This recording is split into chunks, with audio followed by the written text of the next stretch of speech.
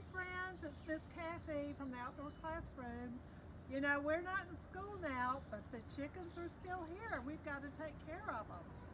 So I thought we would let them out to get some exercise, and you know, they like to dig in the dirt and find worms.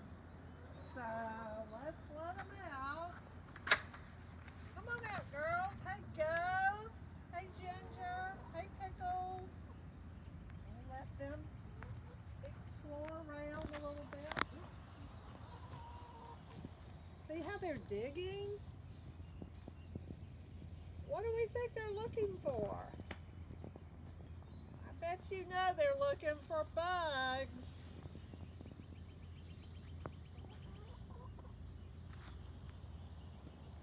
And let's see if they laid eggs today. Oh, look, we've got 3 eggs. And do you remember who lays what? Here's Pickles' green egg.